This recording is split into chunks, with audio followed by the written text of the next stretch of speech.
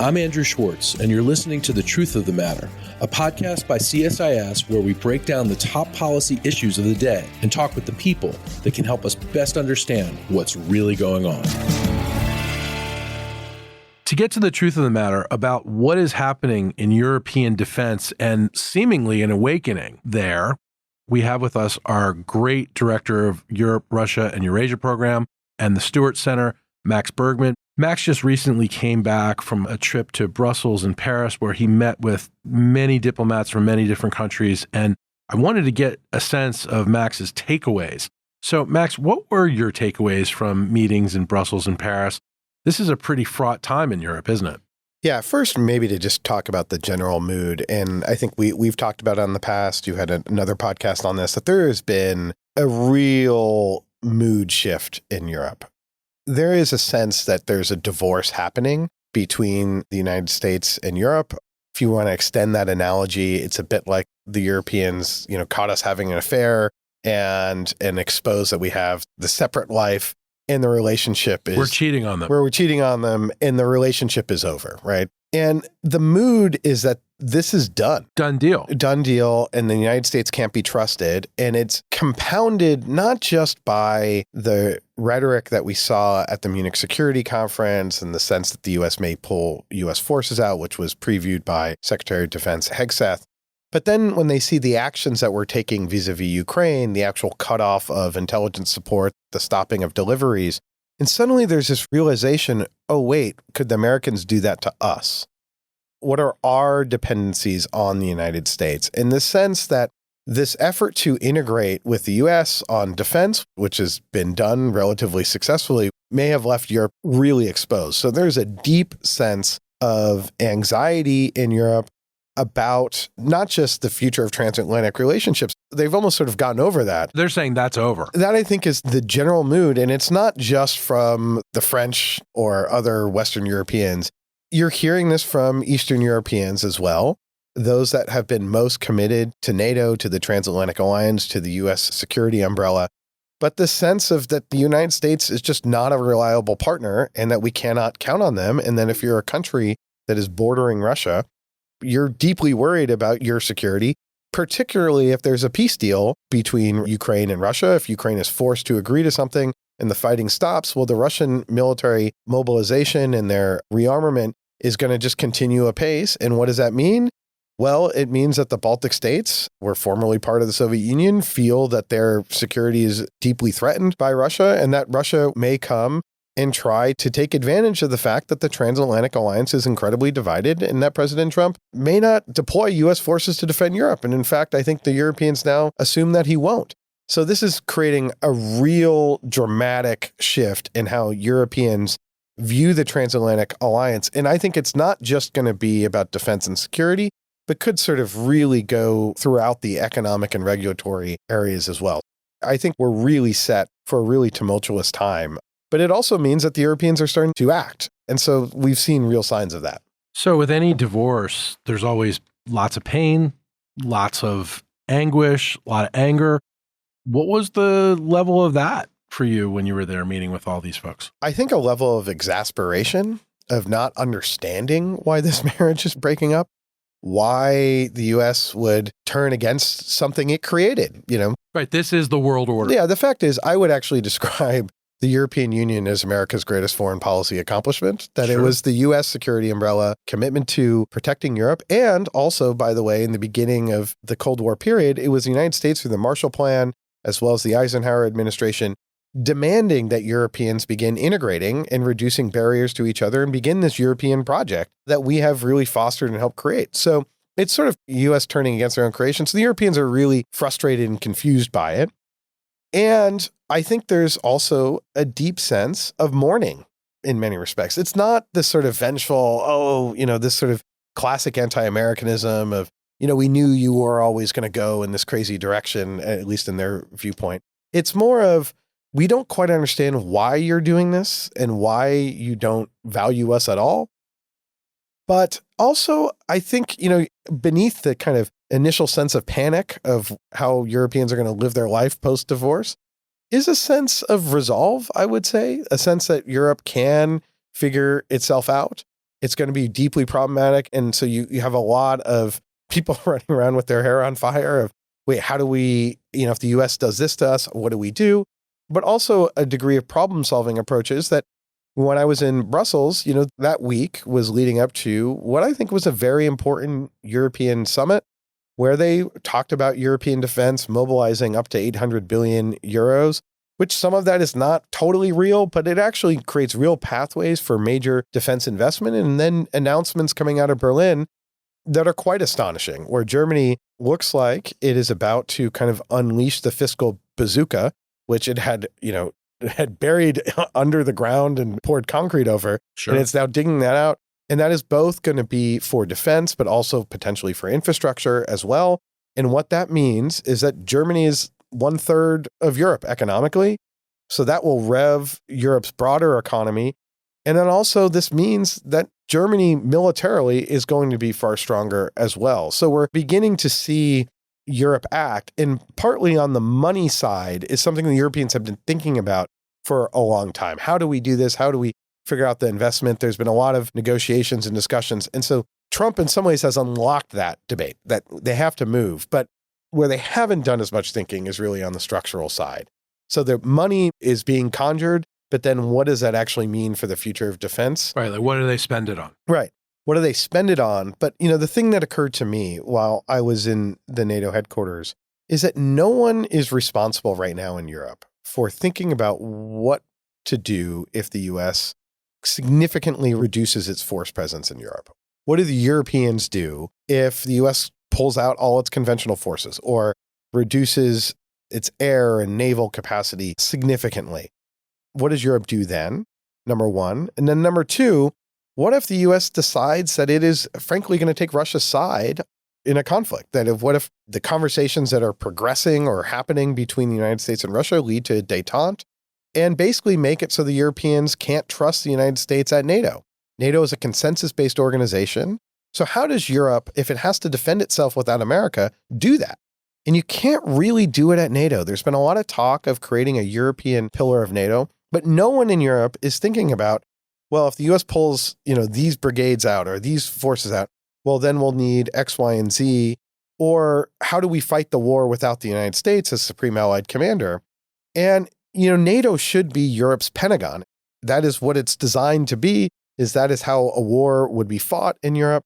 But if the United States is in there and it's a consensus-based organization, and we could play effectively a blocking role or a role that simply just says, no, you don't need to worry about any of this, like it'll all be fine. Yet Europeans at the back of their mind are not sure. So how you structure European defense becomes a major question. And I wrote a piece before going on this trip about maybe it's time to actually start talking about a quote unquote European army again, where a common European force and a common European command structure sort of duplicative of NATO in many respects, but also could be additive, but that enables Europe to defend itself as Europe should the US and therefore NATO not be an active participant. Max, one of the big things in this that comes to mind is nuclear proliferation. So, of course, Germany does not have nuclear weapons. Other NATO countries do not have nuclear weapons. Britain and France, of course, do.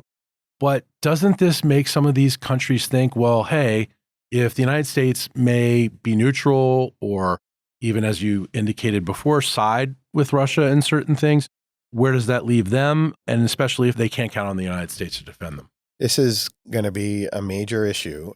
And you already see some murmurs about Poland getting really serious about thinking about... Because they border Russia. They border Russia and, of course, have a long history of being subsumed by Russia and don't want that again. Right. And are investing 4.5% right now on military, are taking the threat posed by Russia very seriously.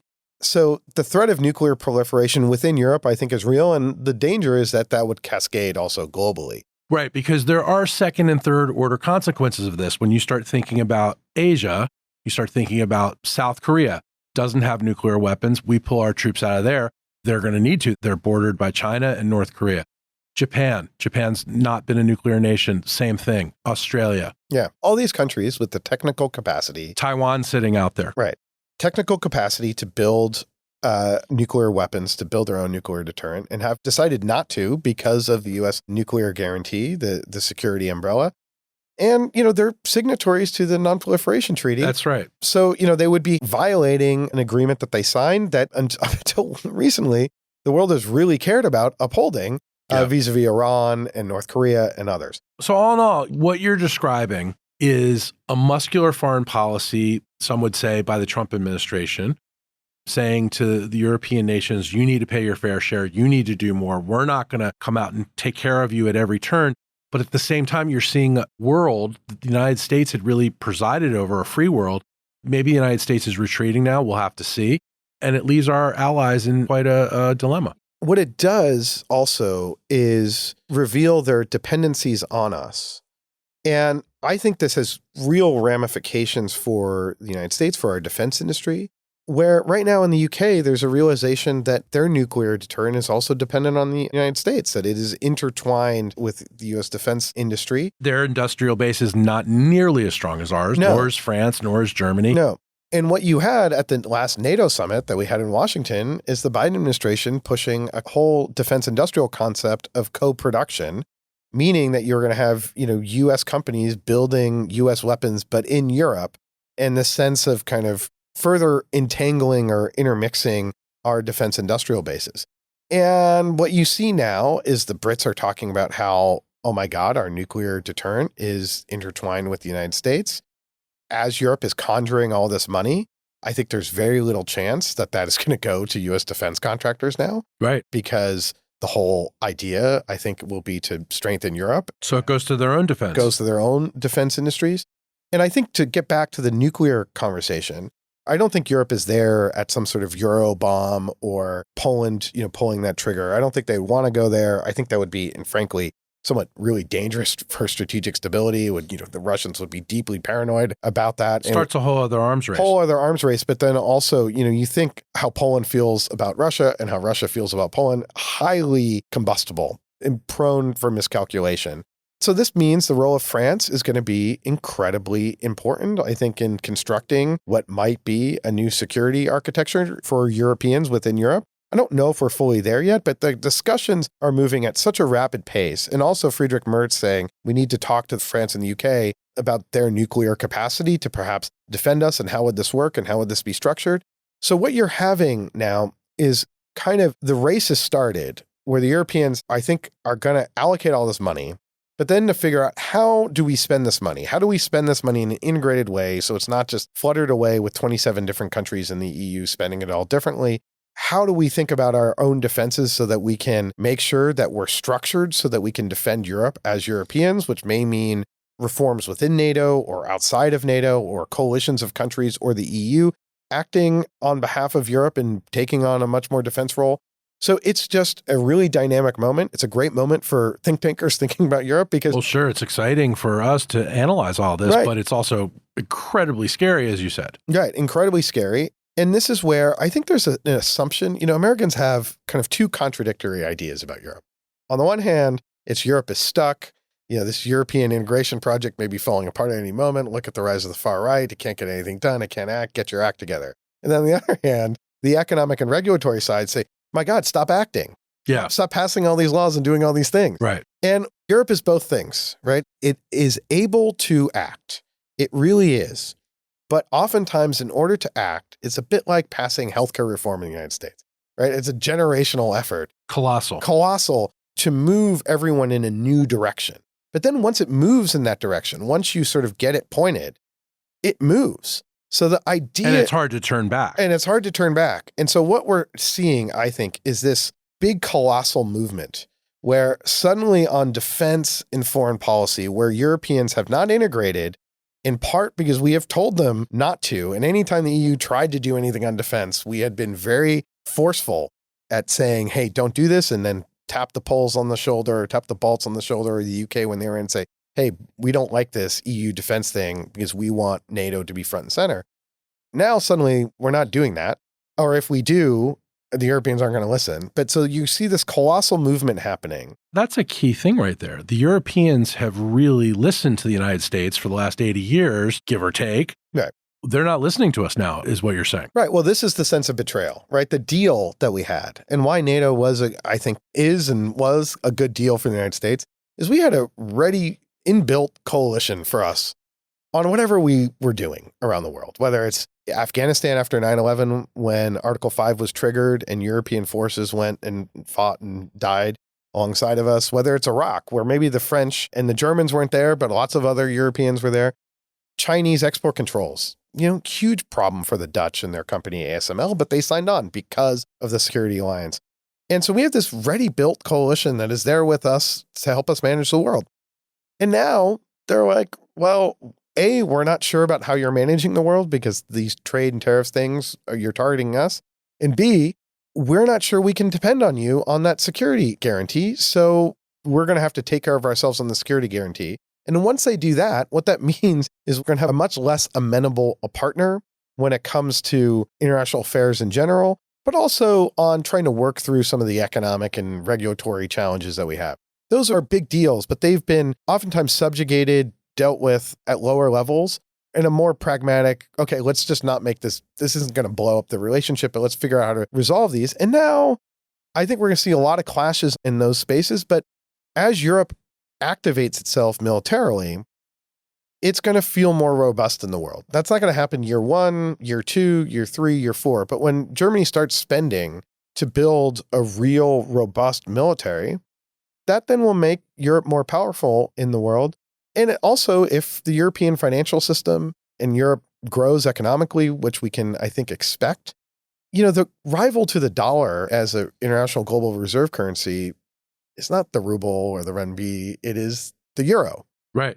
And, if Europe is seen as a trusted place to do business, a safe place to put your money, and the Europeans start issuing a lot more debt, because that's been one of the issues, is that there's just not a lot of euro-denominated debt for investors to buy, especially backed by the EU. It starts to really change some of the global financial architecture. And so Europe has all this latent power, and their problem is organization. Still organized by 27 different states. But if they start acting more as one, organize themselves more effectively, cohesively, it changes the world order. And I presume that's what you saw there is these leaders of all these different nations are now really thinking about, okay, well, how do we better organize? Yeah, exactly. And I think when I was in Paris, what was interesting is, the French have been pushing this notion of strategic autonomy for a long time. They posed it as not anti-American, but Europe standing up for itself.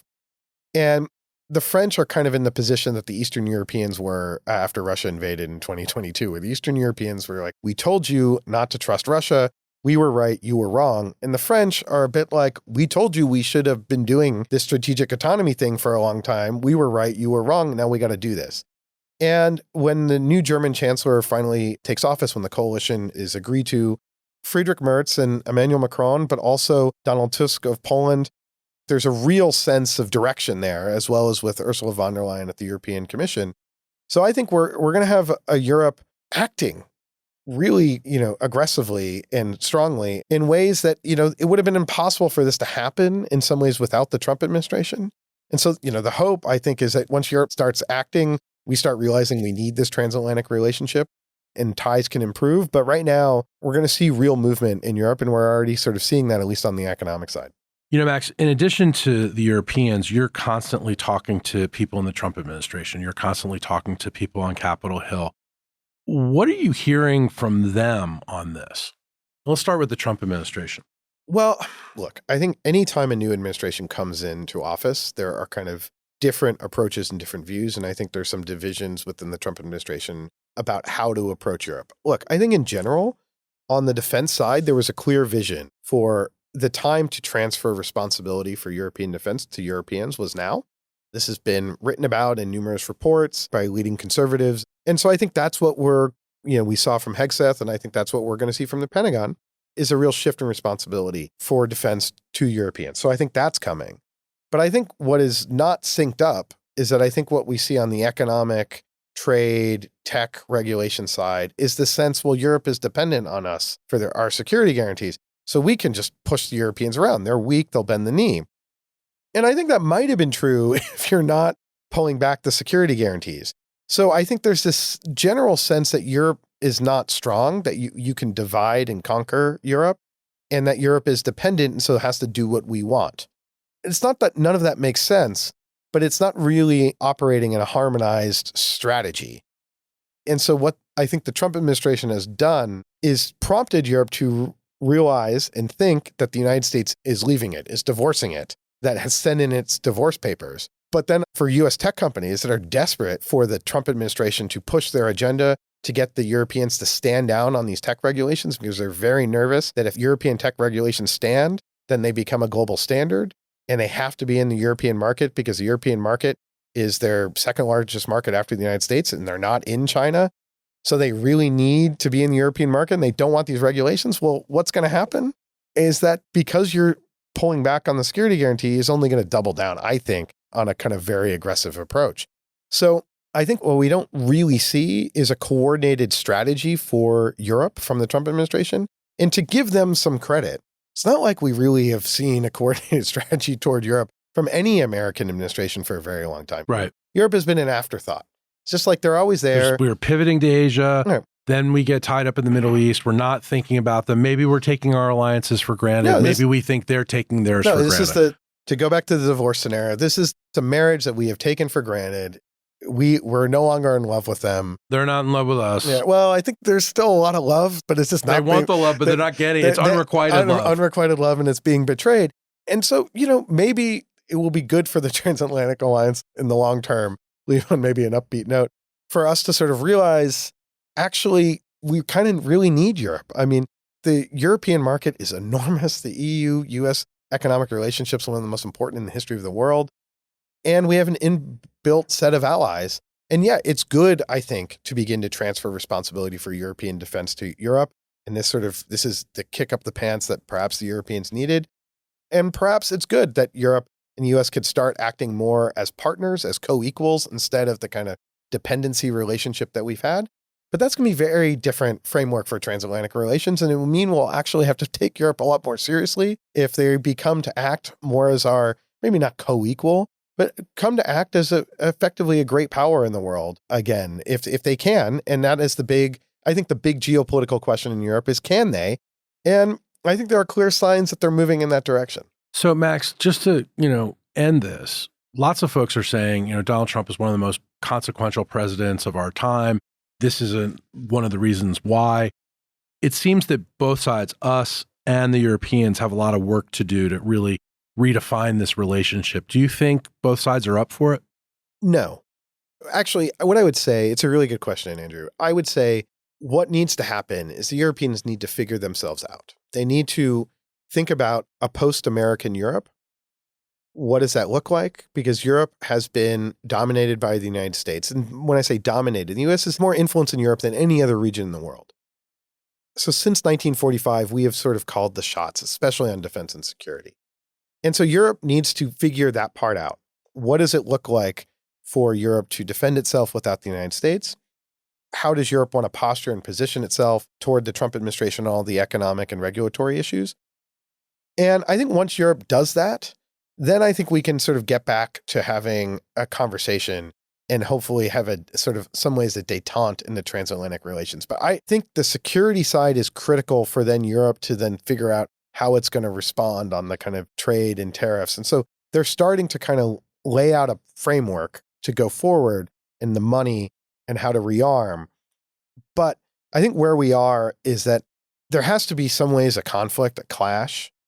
And then when that clash happens, I think Washington will realize the pain that Europe can cause to the United States, similar to what we've seen with Canada and Mexico, that actually there's a lot of pain that can be caused to the United States if there's a massive trade war or tech conflict or other things between the US and Europe. And that conflict then hopefully leads to a détente. And then we can get back to maybe a more business-like relationship during this administration, where, to get back to the divorce analogy, things normalize. You see your partner. You can mediate. You don't need to call in the Top Gun lawyers. I've never been I'm not, I'm in a loving marriage. So. Me too. I don't know anything about this, fortunately, but it sort of seems like right now we're in mediation and it could get worse where you have to bring in, major lawyers. Yeah. And I think it could get worse, but perhaps it's necessary for it to get worse before things can get better.